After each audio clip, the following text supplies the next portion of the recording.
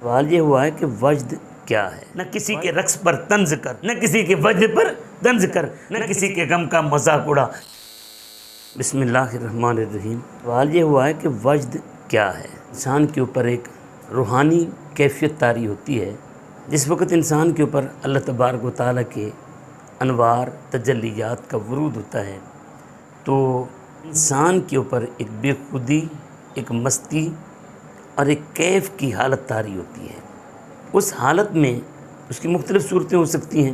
کبھی تو انسان کے اوپر خوشی طاری ہو جاتی ہے اور کبھی انسان کے اوپر غم کا عالم طاری ہو جاتا ہے، کبھی انسان کے اوپر کپ کپی طاری ہو جاتی ہے، کبھی انسان بے خود ہو کر، بے ہوش ہو کر گر جاتا ہے۔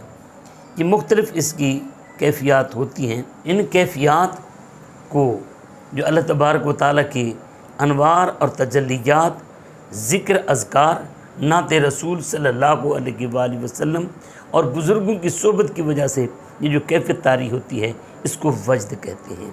اب اس کا جہاں تک ثبوت کا تعلق ہے، یہ کوشش کریں گے کہ اسے کئی قسطوں کے اندر ہم دلائل کے ساتھ پیش کر سکیں۔ اس میں ہم قرآن و حدیث سے بھی ثابت کریں، اکابرین اولیاء اعظام کے اقوال، احوال اور ان کی روایات، ان کے کردار سے بھی ہم یہ ثابت کریں گے۔ سب سے پہلے ہم چلتے قرآن مجید برہان رشید کی کے اندر یہ اللہ تبارک و تعالیٰ جل و علا نے اپنے کلام مجید میں حضرت سیدنا موسیٰ علیہ نبینا علیہ الصلوۃ والسلام کا کوہ طور پر آنا، ملاقات کرنا، کلام الہی کا سننا، پھر موسیٰ علیہ السلام کا یہ مطالبہ کرنا، عرض کرنا، رب آرنی، یا اللہ مجھے اپنا دیدار کرا۔ اللہ پاک نے فرمایا لن ترانی۔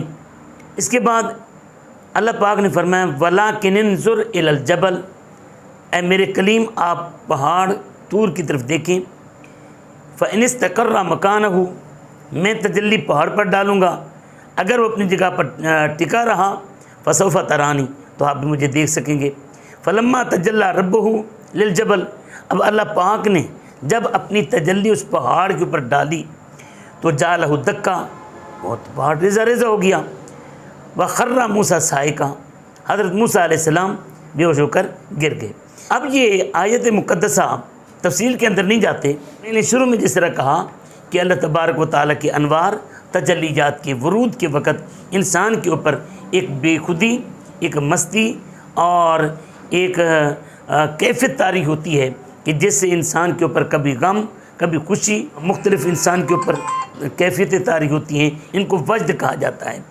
اب یہ پہلی حضرت موسیٰ علیہ نبینا علیہ الصلوۃ والسلام کے اوپر ایک کیفیت طاری ہوئی۔ اسے علماء یہاں اس کے تحت یہ لکھتے ہیں کہ اللہ تبارک و تعالیٰ کی تجلی جب حضرت موسیٰ علیہ السلام کے اوپر یہ طاری ہوئی تو موسیٰ علیہ السلام کا اس طرح بے ہوش ہو کر گرنا یہ بے ہوشی نہیں بلکہ ایک وجد کی کیفیت تھی۔ اس کے بعد ذرا آگے چلتے ہیں۔ کلام مجید برہان رشید کے اندر خالق کائنات جل و علا کے اس فرمان کے بعد ہم چلتے ہیں حدیث پاک کی طرف۔ ایک حدیث پاک یہاں پر میں آپ حضرات کے سامنے رکھنا چاہوں گا۔ میرے نبی پاک صلی اللہ علیہ وآلہ وسلم کوہ طور پر تشریف لائے۔ جب آقا دو عالم صلی اللہ علیہ وآلہ وسلم کوہ طور کے اوپر تشریف لائے تو کریم آقا صلی اللہ علیہ وآلہ وسلم کے ساتھ صدیق اکبر بھی تھے، حضور صلی اللہ علیہ وآلہ وسلم کے ساتھ فاروق اعظم اور جناب سیدنا عثمان غنی رضی اللہ تعالی عنہ بھی تھے۔ یہ کریم صلی اللہ علیہ وآلہ وسلم جب جلوہ گر ہوئے احد کا پہاڑ کے اوپر تو احد پہاڑ کے اوپر زلزلہ، احد پہاڑ نے کانپنا شروع کر دیا، احد پہاڑ لرزنا شروع ہو گیا۔ میرے نبی کریم صلی اللہ علیہ وآلہ وسلم نے احد پہاڑ کے اوپر ٹھوکر ماری۔ الفاظ ذرا سنیے نبی کریم صلی اللہ علیہ وآلہ وسلم کی اس حدیث پاک کے۔ یہاں پر الفاظ ہیں کہ عندما وقف النبی صلی اللہ علیہ وسلم علی جبل احد اہتز، حضور صلی اللہ علیہ وآلہ وسلم جب احد پہاڑ کے اوپر جلوہ گر ہوئے تو احد پہاڑ لرزا تو فقال اثبت احد، میرے نبی نے حکم فرمایا احد کو، احد ٹک جا، انا علیک نبی و صدیق و شہیدان، تیرے اوپر نبی بھی ہیں، صدیق بھی ہیں اور 2 شہید بھی ہیں۔ اب یہاں پر علماء جو فرماتے ہیں، علماء یہ فرماتے ہیں کہ یہ احد پہاڑ کے اوپر یہ زلزلہ، یہ زمین والا زلزلہ نہیں تھا، بلکہ یہاں پر نبی کریم صلی اللہ علیہ وسلم کے وجود مسعود اور جناب اصحاب ثلاثہ رضوان اللہ علیہم اجمعین کی وہاں موجودگی کی وجہ سے اللہ تبارک و تعالیٰ کی طرف سے جو نور اتر رہا تھا، اس کیف کے عالم میں احد پہاڑ کے اوپر ایک وجدانی کیفیت طاری ہو گئی تھی۔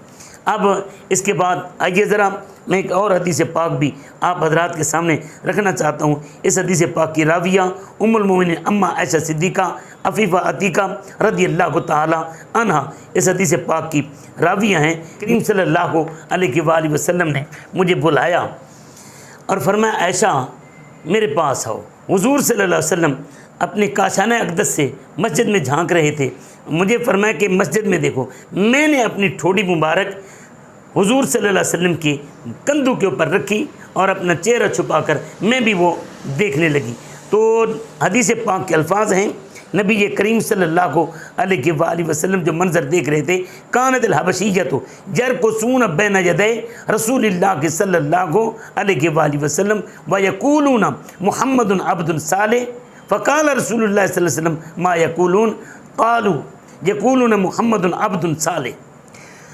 حضور صلی اللہ علیہ وآلہ وسلم نے دیکھا کہ حبشہ والے جو ہیں یرقصون، دوسری حدیث پاک میں کہ الفاظ یزفنون، اور بخاری شریف کے اندر ہے یلعبون، مختلف الفاظ ہیں، لیکن یہاں یہ مسند امام احمد کی جو حدیث پاک ہے اس کے اندر یرقصون کے الفاظ ہیں۔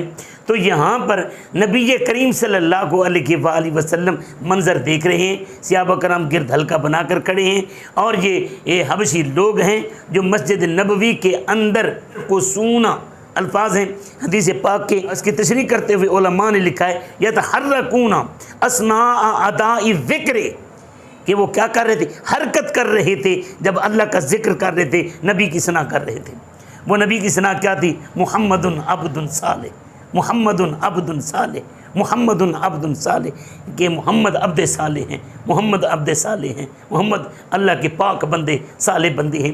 تو یہ نبی کی نعت تھی، نبی کی نعت کے اوپر وہ حرکت کر رہے تھے۔ تو یہ بھی یہاں پر علماء نے لکھا، علماء کہتے ہیں کہ یہ ان کی ایک وجدانی کیفیت تھی، وہ حبشہ والوں کی ایک وجدانی کیفیت تھی۔ اللہ تبارک و تعالیٰ نے اگر توفیق عطا فرمائی تو انشاءاللہ اس کے اوپر مزید بھی گفتگو کریں گے۔ تو یہ وجد یہ حرام نہیں ہے، یہاں پر نہ کسی کے رقص پر طنز کر، نہ کسی کے رقص پر طنز کر، نہ کسی کے وجد پر طنز کر، نہ کسی کے غم کا مذاق اڑا، جسے چاہے جیسے نواز دے۔ یہ مزاج عشق کے رسول ہے۔ تو یہ سیفیوں کے اوپر طنز کرنے کے بجائے یہ تو نے پی کتابوں سے، میں نے پی نگاہوں سے، فرق ہے بہت ظاہر تیرے میرے پینے میں، صحبہ سے منگائی جاتی ہے، سینوں میں چھپائی جاتی ہے، توحید کی میں پیالوں سے نہیں نظروں سے پلائی جاتی ہے۔